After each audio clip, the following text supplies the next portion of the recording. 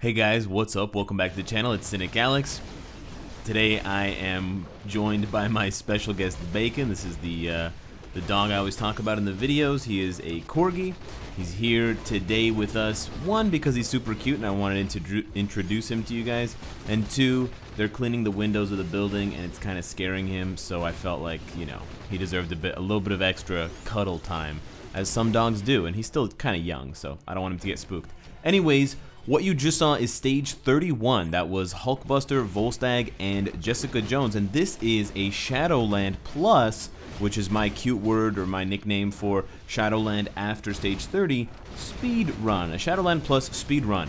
Now, unfortunately, I'm still definitely getting the hang of speed running, so not all of these stages are done as fast as possible. There is still a lot of room for improvement, but it uses a much larger portion of my roster. You know, I used 30 characters to get from stage 1 to 30, so I've already used at least 30 there, and then we're gonna go all the way up. Once we watch both parts of these videos, we're gonna go all the way up to stage 79, so just before 80. So it's another, you know, I mean, it's the rest of my roster because I wanted to get the maximum number of tokens, but I have to use additionally at least another, what is that, 50, almost 50 characters, 49 characters in order to clear all the stages solo. So that was stage 32. Red Hulk still quite usable when you get that stage against the two symbiotes. This is a stage 33. I was taking a little bit of damage with Hela. I don't know if she has one small portion of one of her attacks that deals physical damage. It looks like she does. I think it's at the end of her first skill or her second skill, because Kingpin has that white bubble, which is the physical reflect, and I did see the physical reflect icon come up, and she took a little bit of damage.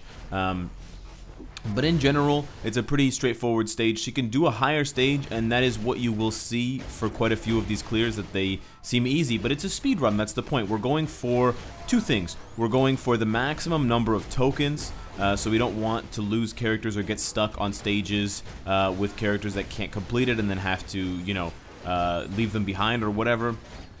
And two, we want to do it with the least amount of gold invested. And this is a challenge that I took on personally, and I pass on to you guys because this run, this entire run, and I have the original footage and I can prove it, I didn't spend a single piece of gold. I didn't re-roll a single stage. And that's kind of, it's hard, guys. And it's something, yeah, it's hard. And it's something that it's difficult to illustrate. It's difficult to explain how to do it. Of course, you have to have, you know, a very large roster. You have to have almost every character at tier 2, and you have to have a lot of options to clear stages in order to do that. So, you know, I am probably in the minority, and you're gonna have a very difficult time doing this and trying to play Shadowland that way. If you don't have a more built-up roster. We used Shang-Chi there at the beginning just to squeeze in a bit of extra damage before we went on to Hellstorm. But this is also a really fun clear, and it shows that Hellstorm still has value at stage 34, and it's nice with the team up because Clea will strike for you quite often, so it's a really cool little thematic bonus there of Clea coming in. But if you do have the roster for it, and you do find that speedrunning Shadowland up to whatever stage, usually at least stage 80 is where people need to get to spend all of their tokens, to collect all the tokens and spend all of their roster. 82 is kind of like the maximum if you use 3 characters per stage. I got lucky, as you'll see, and I rolled a few entry stages, so it allowed me to use 6 characters instead of just 3. And definitely, if you want to go even faster in Shadowland, it's going to cost you gold, but you can re-roll hoping to get more entry stages, so you can spend 6 characters instead of just 3. But I didn't spend any gold, so I matched every stage to an appropriate character whose power level I thought was applicable. I also had a lot of fun, as I mentioned last week. This is a 35 Rumble with 3 villains. I also like bringing in characters who can't necessarily complete the stage just to spend the tokens, but also to challenge that 1 or 2 characters that I bring in, especially for Rumbles, who can clear the stage. So for example, getting a villain stage and bringing in, I think later on I bring in Apocalypse, but I bring in 2 heroes. Apocalypse has active buff removal, so he actually does strip away the buff that allows it to be villains only, but still, at the beginning of the fight, they're going to take increased damage and they're going to do less damage, so it's actually very easy for the heroes to die. And I end up having to repeat some of these stages, and I don't show you guys the repeats. I make it look all perfect, but this definitely was not a perfect run. I failed multiple times on multiple stages. One stage in particular I tried about 7 or 8 times over the span of like 12 minutes because I wasn't getting far enough. But in general, all you have to do is be careful and know that it's a trial and error process if that's how you're going to play, and then hopefully you'll get there, you know, without too much time spent, because it's frustrating. This is a stage 36. Robbie Reyes, the playback that I'm watching keeps pausing. This is a stage 36, Robbie Reyes. I actually tried this multiple times. I was just talking about failing with Ghost Rider. I was using Ghost Rider with Wiccan's leadership and Hulkling for the team-up bonus. And then what I was doing was I was starting off by using Wiccan to snare and bind the 2 Venoms, or the 2 symbiotes, and then switching over to Ghost Rider. Ghost Rider just couldn't keep them crowd controlled for long enough, and he would eventually get stunned, and then he would eventually get killed, even with my super defensive build. So definitely, you know, you try to use Ghost Rider on an earlier stage, or just know what you're in for if you want to use him at a stage like that, and try your best. But it's very frustrating to get stun locked by those 2 symbiotes. Here is a pretty good example of a stage where I definitely could have gone higher with Ant-Man. I recently got rid of Ant-Man's Obelisk, his damage proc CTP of energy, for I think it's a CTP of patience. So that's definitely why his damage seems a lot more normal, despite the fact that he's a tier 3 and it's only a stage 37. But I'm just getting rid of some of these other characters, and by using Ant-Man here, I don't have to sacrifice a leadership for him later if I tried to use him on like a stage 60 or whatever and I want to go fast. And, you know, I'll need to use a 30% physical damage leadership or higher to actually get him to finish the stage. This 38 stage with Carnage, I actually had difficulty on. Originally, I was trying with the same team with Cho and Lizard, but I was using Scourge. And Scourge has a larger gap in between. He's very similar. His kit is very similar to Carnage's, but Carnage has an iframe after the invincibility is over on his 5th skill. Scourge, instead of having the iframe, he has a 6 guard hit or an 8 guard hit. That 8 guard hit gets eaten up by the lasers, and so I was actually dying near the end in the last like million or so HP that Hawkeye has, and he's got, you know, 3.5 million HP, so it's not a fight that you can actually burn through super fast unless you bring a super roided out character. Now my Carnage is taking a lot longer than usual. I think this stage would have been clear in about half the time if he had a damage proc. But, you know, just to give you guys a glimpse into maybe what's more possible for you, I'm clearing the stage without a damage proc. So he's got no damage proc. He does have an ISO8 set. He does have some Uru, but of course no uniform, level 60, just a 30% leadership, pretty run-of-the-mill. I do have good cards, yes, but that's pretty much the only thing that's impacting this run here, because you're not talking about raid level or any of that stuff. So you could definitely outperform my Carnage with yours, or with another character at a similar stage, 38, should you bring along a damage proc Obelisk, where you can kind of do more work faster. But yeah, it's a pretty frustrating stage. I would say characters with accumulation would do well on this stage, like Angel, if it was a stage where speed types could be utilized. This stage is really interesting, this stage 39 with Mantis. I really like it because the fear from Mantis's 5th skill, that green circle, is really what makes this stage possible. So both Sister Grimm and Coulson have physical attacks, and at any time if they attack you, if Luke Cage or Jessica Jones lands an attack, they will trigger their reflect, their physical reflect, and then that will mean that Sister Grimm or Coulson will die. So I have to basically run around keeping them all crowd controlled, and you see that's what I'm doing with Mantis. I'm kind of positioning myself so that all 3 of them are within the ring, because if they're mind controlled, or if they're feared, then they're not going to attack back, and they're just going to stand there because it's a constant fear effect. And so I'm able to basically bodyguard the 2 characters who are at risk of dying, and of course if they die I don't get the tokens. So Mantis is really the MVP here, despite the fact that she may be doing less damage than Sister Grimm. It's hard to tell. Of course, Coulson does no damage, and Coulson doesn't have any value here as a support character because there are no villains. I know that. But there are very few stages where you use heroes against villains. So I wasn't going to wait for that stage to use Coulson. So I was really proud of the fact that I was able to use Mantis in an effective way like that, as sort of like a crowd control bouncer type character. This stage with Black Bolt, man, Black Bolt should be so much better than he is. But this stage is really frustrating because both War Machine and Falcon like to jump around. They like to leave your frame, like you see Falcon's running off to the right side of the frame. They like to leave your perspective so you can't see them and then attack you with bullshit iframes and stuff like that. So I really like Black Bolt because you cannot escape him. His AoE is so huge. Like, look, Falcon's pissing off. Now War Machine's pissing off, but I'm still hitting both of them with my AoE, especially on the 5th skill. So that is something. I didn't necessarily choose Black Bolt for this stage because of that fact. I just chose him because he's a male hero, universal type, self-buffing, and I have a good enough build on him with, I think, a 200% damage proc with a guard break obelisk that I know he can do this stage. But I was just happy to see some additional utility coming from Black Bolt that sort of kind of suited the stage. Because some stages the enemies constantly run towards you because they're melee based, but for whatever reason both Winter Soldier, well, all three of them actually, they like to kind of go in and out, and so they break your line of sight. They force you to chase them around sometimes, and it can be really annoying. We actually ended up almost dying. I'm at 250 health, which is completely insane. I didn't want to switch. I wanted to see if I could make it through. I know he didn't have any kind of AoE, or he didn't have any dot damage effects that would linger, so as long as I had him stunned and I could keep cycling through the immunity on the 5th skill, I almost died there, we would be alright. But I wanted to see, of course, if you could do it, because what's the point of restarting at this point? You haven't died yet. Keep playing. Don't give up, never give up, and see what comes of it. Using the stun on his 3rd skill, comboing that with his 5th skill immunity, and then the iframe on 1, and he gets it done. Stage 40.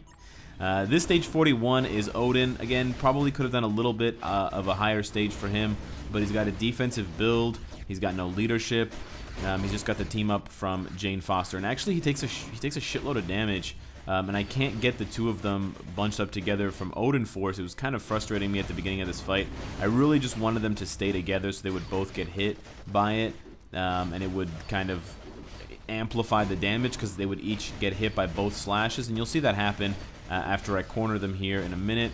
But it took like 30 seconds to corner them. Finally, I cornered them. You can see there the damage is so much better because every slash is affecting both of them, rather than before it was kind of alternating. I mean, the AoE on his 5th skill is good, but it was alternating one slash on Falcon, one slash on War Machine. But I kind of got worried here. I took a lot of damage, and I didn't know if I was going to survive. I was kind of surprised. I was like, Odin, you bag of bones. I made videos about you. I've been really pushing for a rework, and you're kind of shitting up the house. So I think actually, although I said he could have done a later stage, I think now looking back on this, if I was going to use Odin around stage 40, 41, I would use him with a leadership just to get through the stage a little bit faster. Like I said, it's supposed to be a speed run despite the length of this video. There just wasn't an easy way for me to make a video that was that included all the stages, that included the fun relative power levels of all of these characters, that utilized all of these characters, and that showed off all the stages, and that was short. And I didn't want to make 4 videos 10 minutes each, because even when I edited down all the stages, it still comes out to about an hour of gameplay to clear my entire roster. So there's really no other way to do this, and I think 2 videos is better than any other situation. But if you guys prefer multiple videos that are shorter, or if you prefer videos with the time sped up, like 1.5 times or something like that, I can consider doing that as well. This stage, actually, I died the first time I played it. To be more careful, and I had to kind of stay away more with Pimptron. But the nice thing about his rotation is you can actually just rotate 5-4-1. As long as you pause appropriately at the end of 5 to let the immunity run out. The 4th skill has a really nice guard break. You see guard breaks really well, so it basically pins them down if they don't have guard break immunity, and then you can kind of buy yourself a few more extra seconds until your 1st skill is ready. Then you 1st skill for the iframe, and then by that time your 5th skill is ready again to be cast, for the 4 seconds of immunity. So he's a pretty fun character to play as, and it's a pretty reasonable stage for him given the leadership, the 24% from Sin, excuse me. Bacon, are you still comfortable there, buddy? Maybe he doesn't like all my talking. I should let the gameplay talk for me.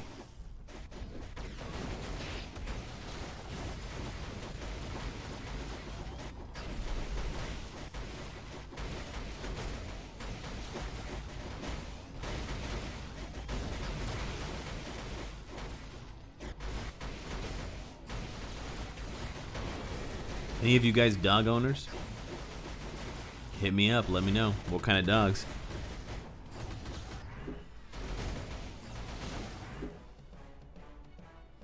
Green Goblin needs a rework as well. Big time. Huge. This is stage 43. This is where I decided to use Scourge. I got lucky and I rolled on the first try or just, you know, by opening up the stage, I rolled the Destroyer stage. So this one was pretty straightforward to clear. Probably, again, could have used a weaker villain and could have used Scourge on a later stage, but, you know, just get them out of the way, especially those characters that don't have uniforms, don't have level 70. Those characters are really the ones who are at risk of falling behind a lot sooner because their stats are lower, they don't have any extra bonuses, and they don't have that, you know, level 70 possibility, so they really they get dodged a lot more often and they do less damage, especially once you go past stage 60. I find there's like a barrier beyond stage 60, which kind of makes sense, be it past stage 60, level 60. Here, again, Adam Warlock probably could have done a higher stage, but I like the speed with which he clears. He has a defensive build, so I took that into consideration, and Sif is pretty tanky, almost 5.5 million HP. So we've got the dual buff here, the leadership from Ironheart, who's obviously not going to do anything on her own, and then the buff being passed, not only the 5th skill active buff that I passed, Howl to Mars, from Warwolf, but also the passive buff that Warwolf offers with the guaranteed crit rate and the critical damage, which I know Adam Warlock needs because he's got a pretty defensive build. This one, Magic of stage 45, I think I originally tried a different blast type, but they were dying too easily, so I just went ahead with Magic. Another pretty straightforward stage. She's very, very good as a character, despite the fact that she doesn't have a uniform. I'd say she's probably one of the best level 60 base characters in the game. You know, invincibility, self-healing, long stuns, long iframes, summons that will take aggro. She really has a lot in her kit. She's not really missing much, and she has large AoE as well, which makes her suitable for locking down opponents. And you can see this stage is just a complete cakewalk because she's just shredding. And as soon as Captain America jumps in, he's just getting battered immediately. Literally can't even move. Hulkbuster's been getting stun locked since he spawned in, and Cap is literally right behind him. Really, really nice character. I know I put her at the bottom of the X-Gene sub, just because the X-Gene sub is such a strong sub right now. There's not a lot of characters, and they're all level 70 except for Magic, so that's kind of why. I mean, even her brother is level 70, go figure. But she still holds her own, and I can't wait to see how she does once she gets a uniform at level 70. She could really be, you know, competing with like Emma Frost for like the best blast character of that sort of type. Maybe even better than Psylocke. We'll have to wait and see though. But she clears up this stage 45 pretty easily and pretty quickly as well with the leadership plus the extra damage. This stage 46, I was originally using Moon Girl on stage 30 or like 29, 28 in the kind of regular Shadowland, but I thought, you know what, she's got a 30% leadership, 36% leadership. Why don't I try to use her on a later stage? And I know that both Red Hulk and Green Goblin with the Ultimate uniform are combat types, so she will have the advantage once she gets through Ghost Rider and Angela for the blast typing. So I thought, you know what the hell? And it was a fun little clear. It was pretty straightforward. She's got a ton of CC. She's got silence. She's got like crazy debuffs. So basically, the other two, like the enemies, the two enemies there, they just spend the whole match standing there and getting pummeled by a giant dinosaur and this nerdy kid with a bunch of gadgets. It's pretty wild. Now, yeah, Valkyrie's buff, her bonus does apply here, so I do quite a bit more damage to both of these last guys, which is why, you know, it took a minute for me to kill Ghost Rider and Angela. It's definitely not going to take me a minute to kill these two, as you guys can see. The type bonus, in addition to the damage against villains, is just making this cake. And then I brought along Heimdall just to get the 3rd token. That took like 20 seconds, wow. And also just because he wasn't going to do anything on his own with a defensive build. Here is the stage where I was talking about bringing in characters who are at risk of dying. Both Bullseye and Nebula have pretty poor builds, but I was hoping that the crowd control, I was basically aiming for the crazy damage and the crazy CC, like the fear and the slashing and the guard breaking of Apocalypse would be enough to protect them. And I was right. It did take a couple of attempts. I think Nebula died once, and then Bullseye and Nebula died on another try, kind of back to back. But I think after 3 tries, I was able to get it.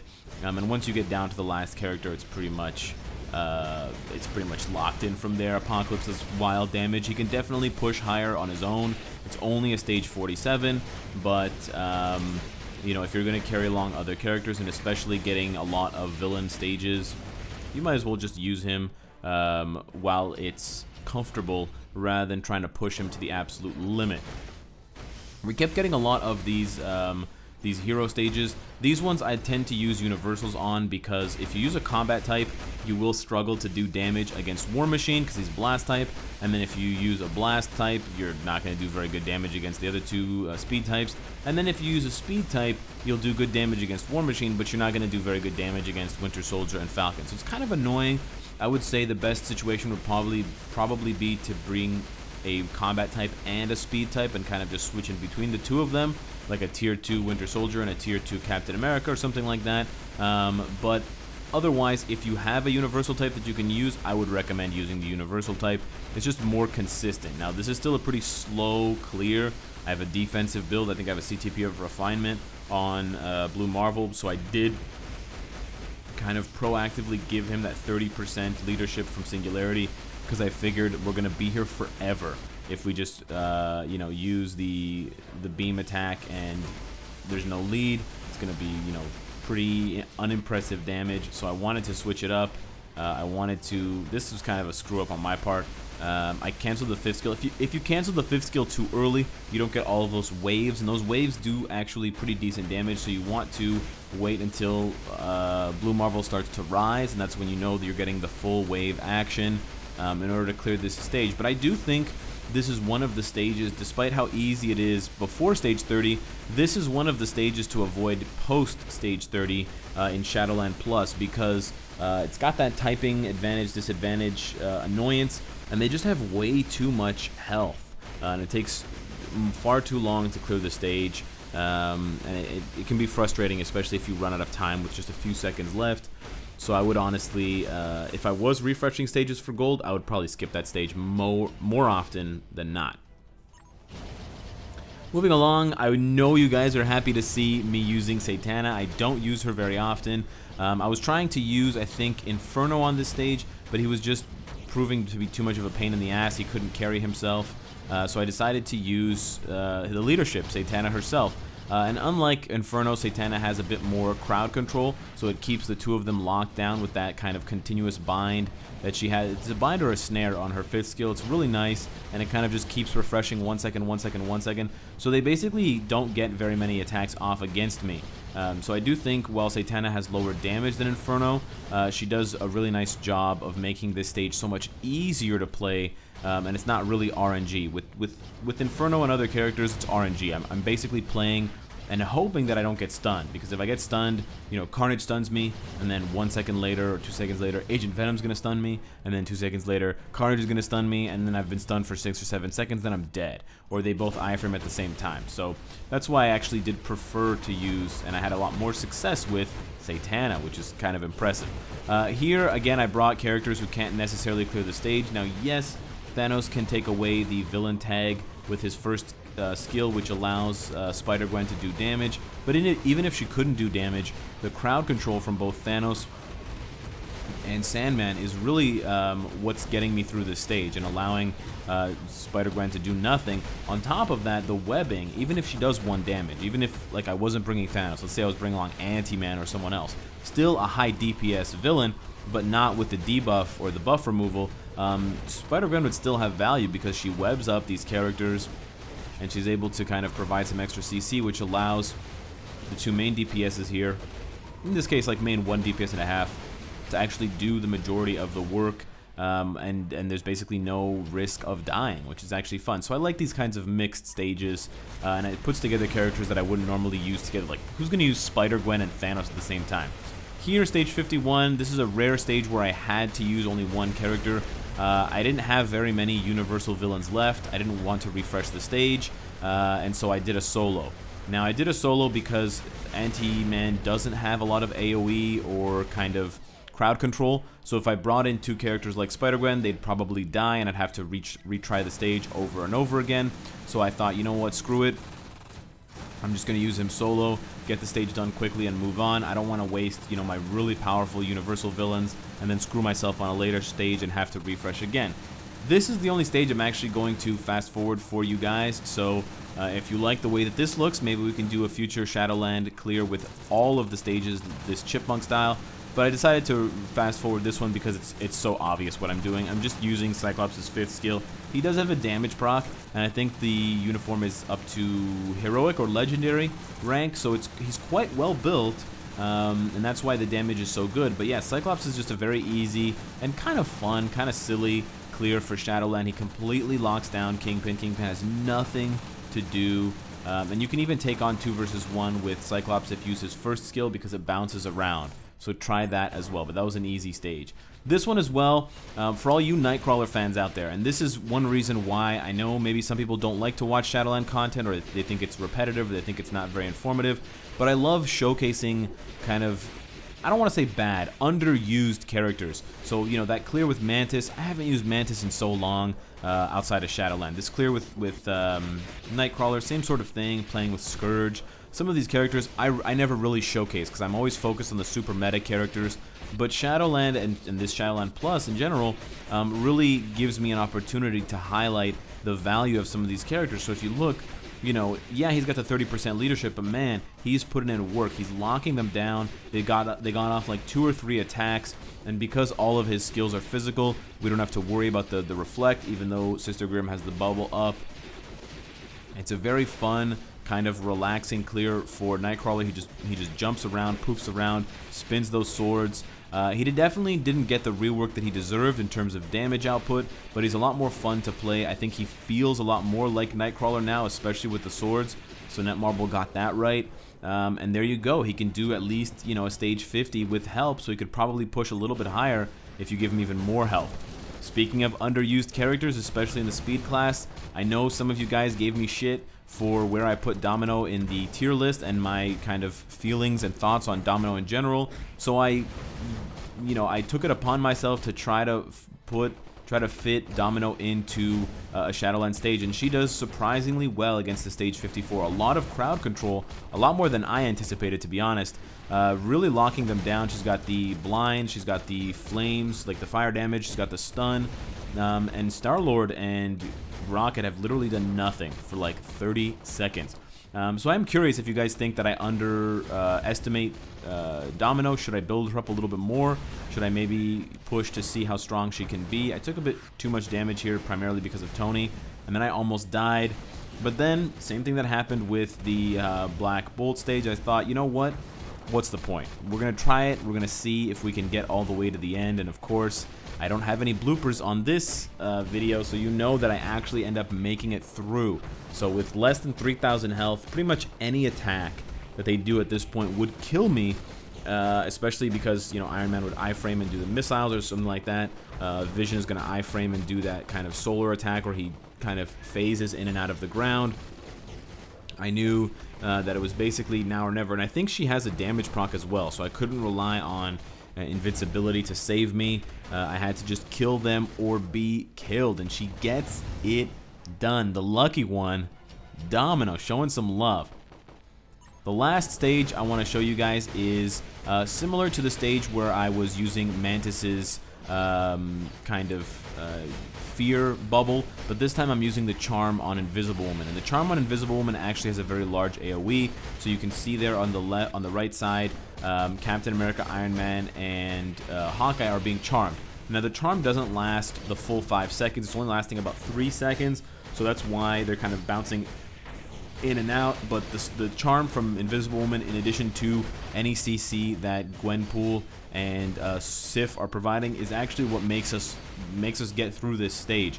And so bringing in one kind of heavy CC character and then just throwing together whoever else you have who can do marginal damage can be the difference between clearing a stage and not, especially when you have to kind of risk it. I think one of them has a damage proc and one of them has invincibility, so they're not even built defensively to withstand a lot of damage. So it's fun to do these kinds of stages. It's a bit of a nail biter as well for me, because I'm constantly checking the time, I'm constantly checking the amount of HP that my characters have, and then I'm also checking the amount of HP that the enemies have, because I don't want to run out of time if I need to start, you know, actually proccing on specific skills. I'm pretty much neglecting the 5th skill for the most part here, so it's fun, it's challenging, but I'm curious what you guys think. Let me know how you guys feel about the new Shadowland in terms of these types of videos. If you want to see more of this content, or if you would rather just see 1 or 2 clips of specific characters, I can definitely do that. Or if you're just tired of Shadowland in general, as I think some of you might be, we can also just skip it.